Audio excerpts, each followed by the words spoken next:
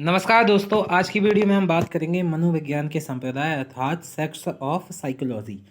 इसमें हम रोज़ एक वीडियो में एक संप्रदाय की बात करेंगे। आज बात करते हैं संरचनावाद या फिर फंक्शनलिज्म की। इसमें क्या लिखा हुआ है कि मनोविज्ञान के संरचनावाद के प्रमुख प्रवर्तक विलियम वुंट है।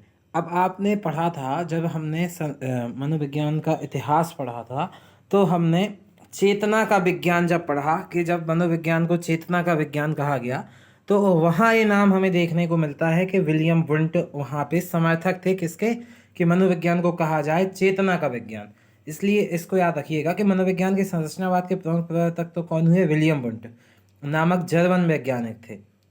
1879 में मन का व्यवस्थित ढंग से अध्ययन करके जर्मनी के लिप्जिंग शहर में विश्व की पहली प्रथम प्रयोगशाला स्थापित करके मनोविज्ञान को एक स्वतंत्र विज्ञान का दर्जा दिलाया था इन्होंने, जो वुंट थे तथा उनके सहयोगी। अब सहयोगी कौन कौन, एडवर्ड हो गया, बेडफोर्ड हो गया, बिचनर जैसे मनोवैज्ञानिक, जो कि वुंट के प्रमुख सहयोगी बोले जाते हैं। गलत लिखा हुआ है यहाँ पे, वुंट है, वुंट के प्रमुख सहयोगी हैं, जो कि इन्होंने मिलकर अंतर्दर्शन विधि, खुद को जानने की विधि को अंतर्दर्शन, खुद के दर्शन करने की विधि को बोल सकते हैं हम अंतर्दर्शन विधि का प्रयोग करके प्रयोगशाला में अध्ययन किया था।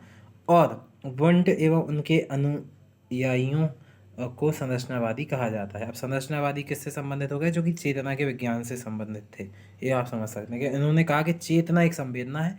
अब चेतना के बारे में क्यों बताया, क्योंकि चेतना का विज्ञान ही इन्होंने बोला था, जो हमारे अनुभव का आधार है।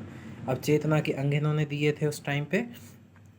क्या था चेतना के अंगों में, संवेदना या प्रत्यक्षीकरण चेतना के अंग थे, और भाव और प्रतिमा। तो संवेदना, भाव, प्रतिमा, ये चेतना के अंग भी बताए थे इन्होंने।